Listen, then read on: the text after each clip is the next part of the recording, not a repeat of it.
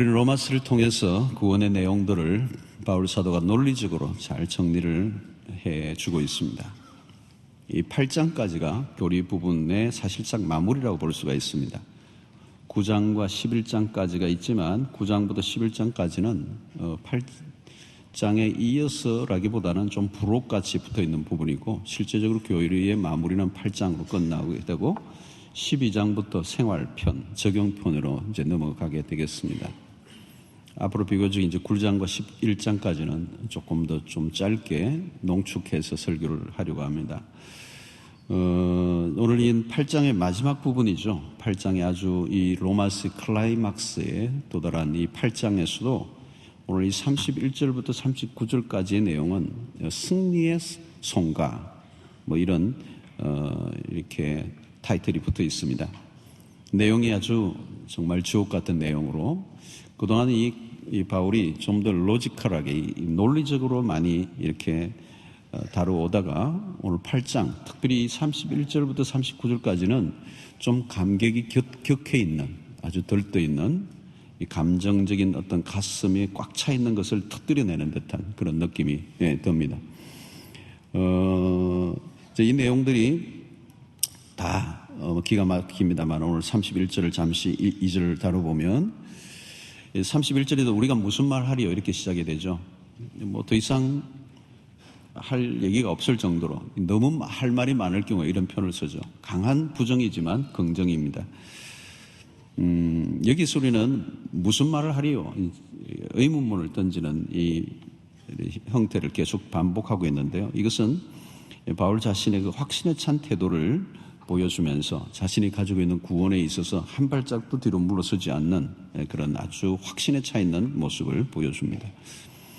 오늘 31절은 이렇게 시작하죠. 만일 하나님이 우리를 위하시면 누가 우리를 대적하리요? 하나님이 우리를 위하시면 누가 우리를 대적하리요? 아주 큰 소리를 지르는 듯한 느낌이 들지 않아요? 누가 하나님이 우리를 위하시면 누가 우리를 대적하겠는가? 확신에 차 있습니다. 이미 우리가 앞부분에서 보았던 것처럼 이 8장에서도 많은 미래의 일까지도 과거형을 썼다고 그랬습니다. 이미 이루어질 것이나 마찬가지 100% 이루어질 일이기 때문에 바울은 이 구원이 완성될 것에 대한 확신을 가지고 이렇게 지금 선포하고 있는 거예요. 하나님이 우리를 위하시면 누가 우리를 대적하겠는가? 자, 여기서 뭘 느낄 수 있느냐면 우리가 믿음의 길을 걸어가는데 수없는 대적들이 있다는 거죠. 그런데 하나님이 우리를 위하시면 누가 우리를 대적하겠느냐? 믿음의 길을 걸어갈 때 수없는 대적이 있잖아요. 특별히 오늘 우리는 우리의 자신의 연약함으로 인해서 우리의 구원이 공격을 받을 때가 있습니다. 세상의 유혹들 앞에 무너질 수가 있습니다. 특별히 세속주의의 공격이 갈수록 강력해지면서 수없는 사람들이 그 믿음이 흔들거릴 때가 있어요. 요즘은 그런 어려움이 없지만 핍박을 받는 시대도 있었습니다. 우리나라가 일제를 통과하고 또 6.25를 거쳐서 공산주의의 이런 어떤 공격들 앞에서 믿음을 지켜나갈 때 핍박을 받으며 우리의 믿음이 시련을 맞을 때가 있습니다.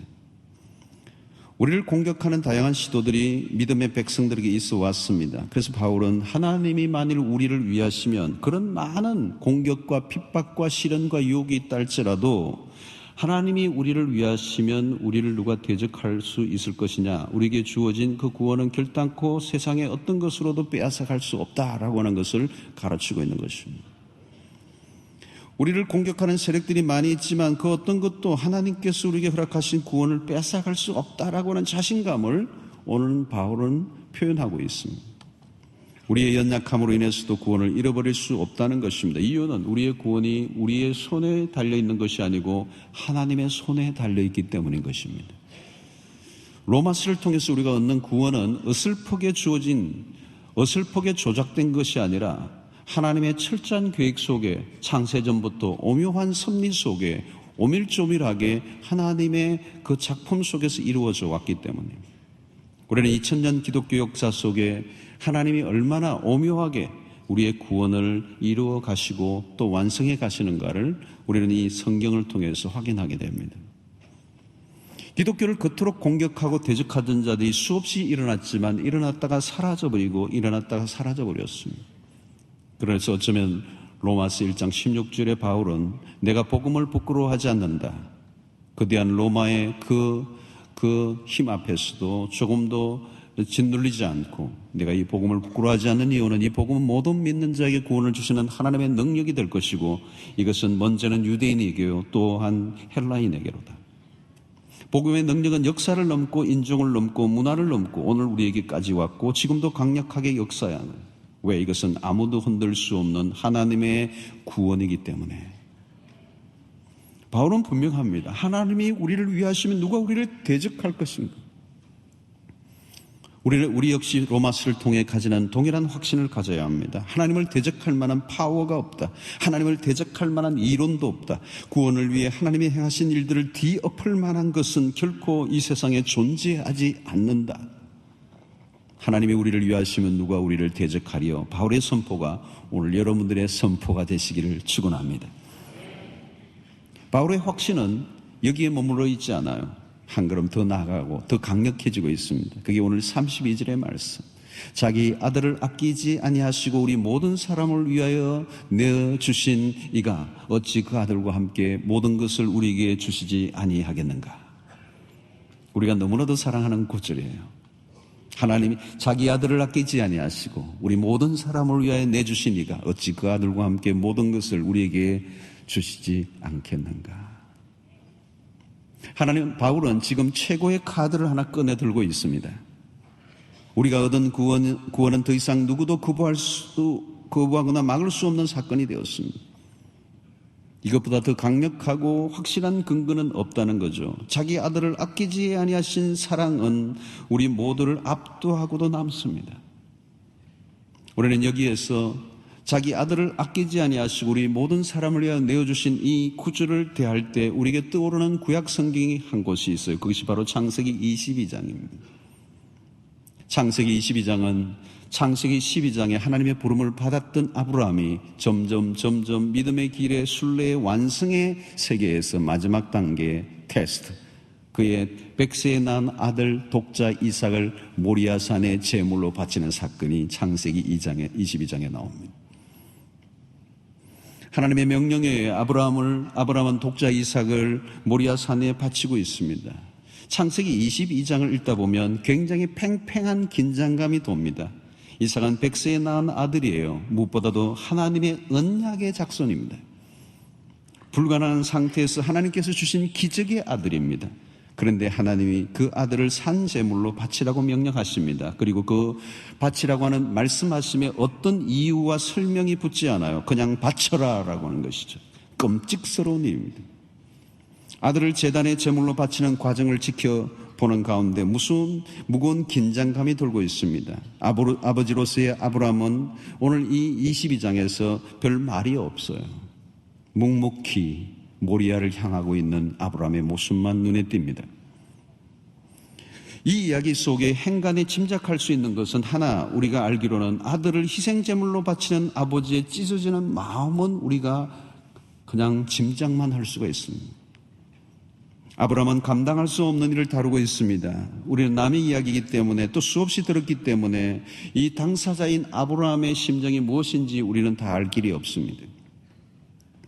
그러나 우리는 짐작하기로 그 아들, 100세에 낳은 그 아들, 이제는 티네이저가 돼서 그의 눈에 넣어도 아프지 않는 그 아들이에, 그 아들을 이제 각을 떠서 제단에 올려 불에 태우는 이 번제의 단 앞에 올라가는 이 아버지의 마음. 여기에는 많은 이야기들이 절제되어 있습니다. 왜 하나님은 이삭을 바치라고 하셨을까? 바치라고 할 것 같으면 왜 이 아들은 주셨는가? 주실 때는 언제고 지금 왜 달라고 하시는 것일까? 그리고 하나님은 왜 이렇게 잔인한 방법을 선택하셔서 나로 하여금 바치게 하시는가? 하나님은 한 생명이라도 얼마나 귀중히 여기시는 분인가? 살인하지 말라고 명령하신 분이 하나님 아니신가? 하나님이 우리를 사랑하신다고 하시면서 어떻게 이렇게 가혹한 일을 나에게 감당하게 하시는가? 꼭 이런 방법으로만 해야 하는 것인가? 아브라함에게서는 질문이 끊임없이 터져 나오는 사건입니다. 아들을 번제로 드리기 위해서 모리아로 오르는 아브라함의 모습이 처량하기 거지없습니다. 아들을 죽이기 이전에 그가 먼저 죽을 판입니다. 얼마나 힘들고 아파했을까요? 드디어 모리아에 올라가 제단에 아들을 올려놓고 칼을 번쩍 들고 내리치려고 하는 순간에 하나님이 개입하십니다. 그때야 개입하십니다. 아브라함아, 아브라함아. 창세기 22장 12절에 보면 사자가 이르시되 그 아이에게 내 손을 대지 말라. 내가 내 아들 내 독자까지도 아끼지 아니하였으니 내가 이제야 내가 하나님을 경외하는 줄을 아노라. 여기 내가 내 독자까지도 아끼지 아니하였으니 라고 하는 이 부분에서 우리는 오늘 로마서 8장 32절의 말씀과 만나게 됩니다. 하나님은 이삭을 대신하여 숙양을 예비해 놓으시고 아들 대신 번제로 드리게 하십니다. 아들을 대신하여 드린 그 양은 누구일까요? 하나님께서 준비해 놓으신 양입니다. 이 양은 먼 훗날 세례요한이 세례를 베풀 때 예수 그리스도가 요단강에 나올 때 보라 세상 죄를 지고 가는 하나님의 어린 양이로다. 바로 그 양입니다.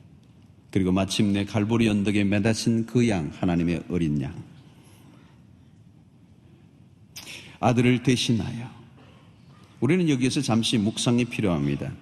창세기 22장에서 침묵하며 묵묵히 아들을 바치고 했던 아브라함을 통해 우리는 하나님이 오버랩되고 있는 것을 느끼게 됩니다. 모리아로 올라가는 아브라함을 통해서 하나밖에 없는 아들을 바치신 하나님 아버지의 고난과 그 고통과 고뇌를 살짝 우리가 보게 됩니다. 십자가의 아들을 매달아 저주의 죽음을 당하게 하신 아버지의 마음을 우리는 아브라함이 모리아로 오르는 그 과정 속에서 슬쩍 우리에게 비춰주고 있는 것 같습니다. 아브라함의 아들 이삭은 죽지 않았습니다. 그러나 하나님의 외아들은 십자가에 높이 매달리셨습니다. 하나님은 아들을 내어놓으셨습니다. 아끼지 아니하셨습니다. 우리를 대신하여 죽임을 당한 어린 양이 되게 하셨습니다. 아들을 아끼지 아니한 하나님의 마음을 우리가 어떻게 느낄 수가 있을까요? 아들을 죽이기 위해 모리아 산으로 올라가는 동안 깊은 침묵 속에 아브라함의 감정은 철저히 절제되어 있습니다. 아브라함이 어떤 심정으로 그곳에 올라갔는지 창세기 22장에는 아브라함의 감정은 철저히 절제된 채 아브라함은 침묵 속에서 그 아들과 함께 모리아로 올라가고 있어요. 우리는 아들을 바치기 위해서 올라갔던 이 아브라함의 그 심정을 우리는 다 알 길이 없어요. 성경은 표현하고 있지 않아요. 그러나 이 창세기 22장을 읽는 독자들의 몫은 바로 이 아브라함의 그 절제된 감정과 그 어느 속에 들어가 어떤 마음을 가졌는지에 대해서는 모든 독자들의 몫이 되는 것입니다.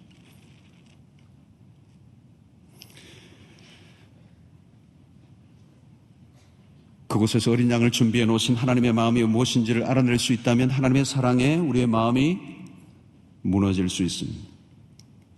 십자가에 매달려 아들이 나의 하나님 어찌하여 나를 버리셨나이까 절규할 때 하늘 아버지에 대한 감정도 성경은 기록하고 있지 않아요. 아들을 매다신 모리아로 올랐던 그 아브라함의 그 찢어지는 가슴이 성경은 언급하지 않고 모든 감정이 절제되어 있는 것처럼 철저하게 극도로 절제되어 있는 것처럼 나의 하나님 어찌하여 나를 버리셨나이까 절규하는 그 아들을 바라보는 아버지의 마음도 성경은 기록하고 있지를 않아요. 그러나 모든 읽는 그 독자들의 몫으로 남겨놓고 있습니다. 오늘 우리는 자기 아들을 아끼지 아니하시고 우리 모든 사람을 위하여 내어주신 그 하나님, 이 대목에서 우리가 감동을 경험하지 못하면 이것을 제외하고 하나님이 우리를 더 감동시킬 수 있는 것은 아무것도 없어요. 이것보다 더 강도 높은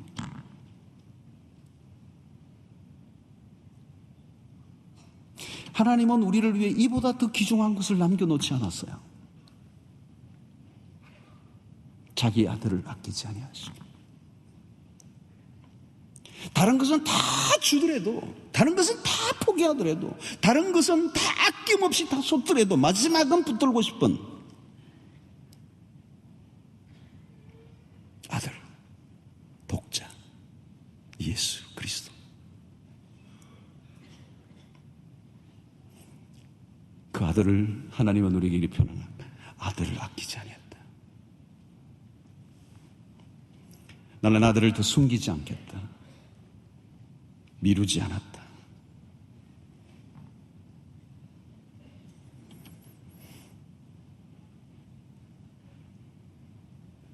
여러분, 이 복음의 경험이라고 하는 것은 강력한 것입니다.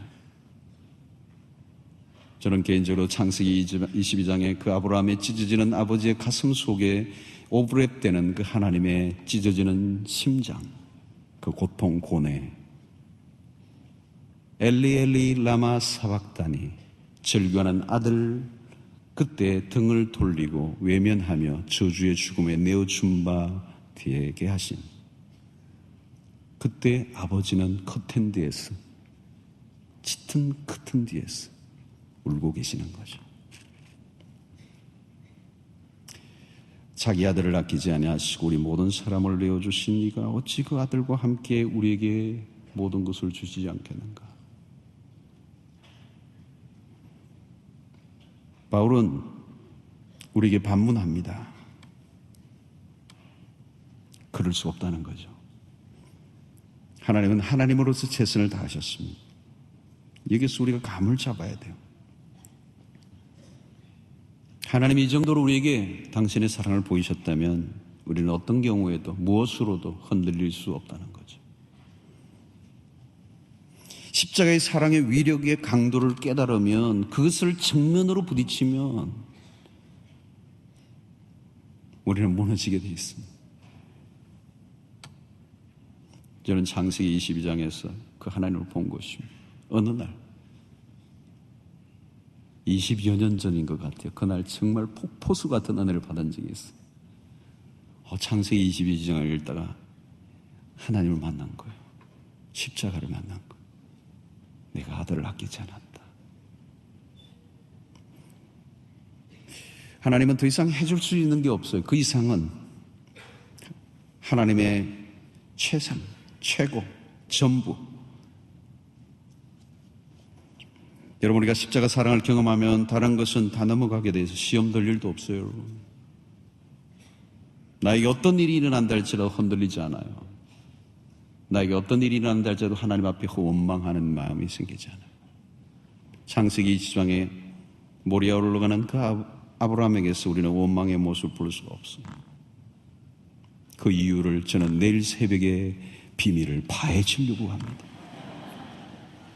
내일이 아브라함 얘기의 시작이거든요. 어제도 내일 새벽에 설교를 마무리하는데 얼마나 저는 설교를 준비하면서 내가 공부를 했어. 은혜로다.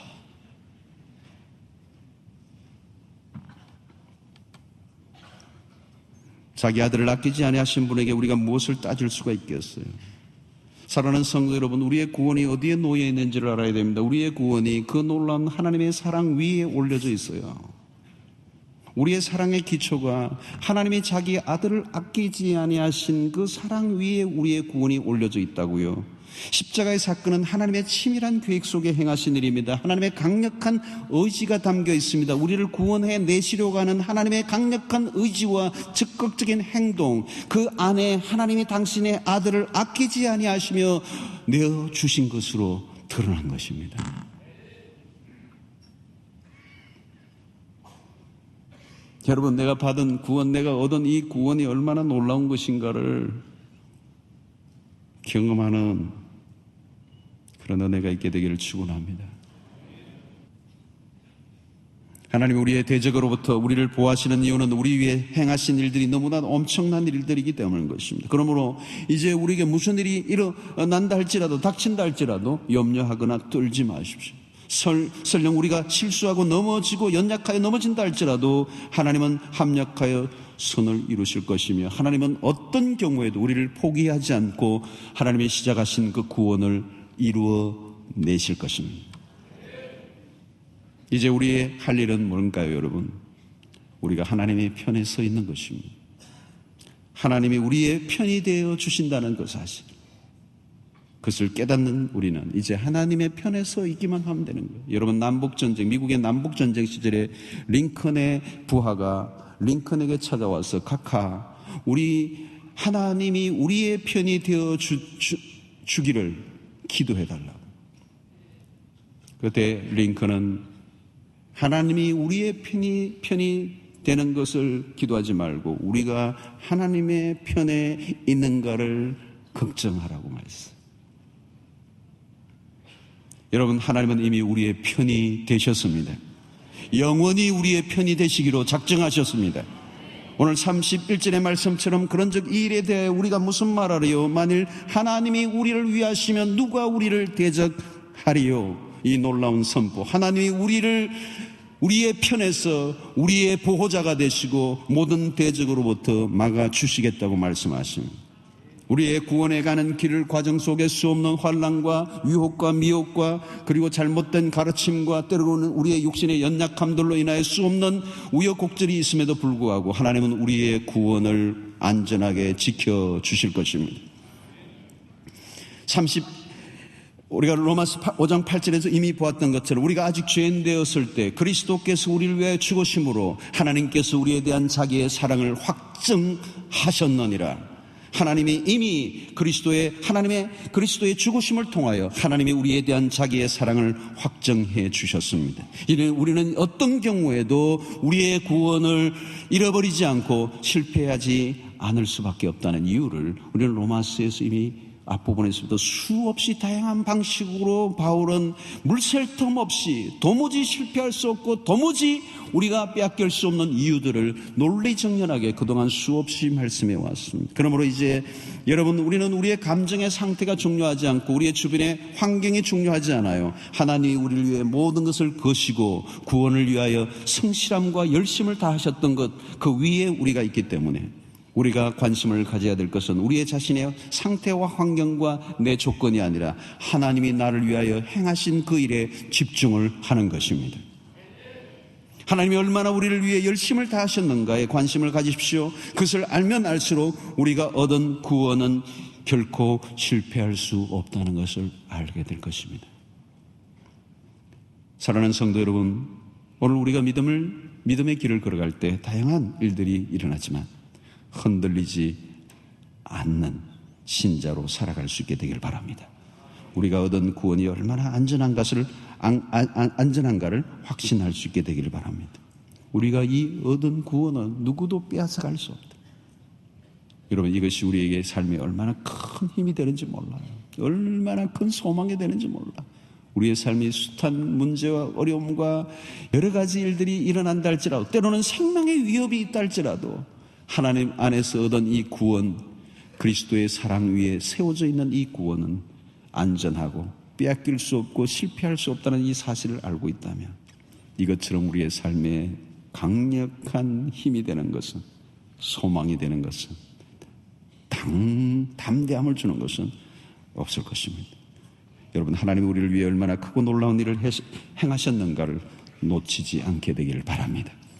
하나님이 자기 아들을 아끼지 아니하시고 우리 모든 사람을 위하여 내어주신 그 사랑을 붙잡으시고, 내가 가지고 있는 이 구원이 얼마나 소중한가를 날마다 붙드시고, 이 하나님이 베풀어 주신 그 사랑에 감사하고 또 이 복음을 붙잡고 주를 위해 살아가는 여러분들 되시기를 주의 이름으로 축원합니다. 하나님 아버지.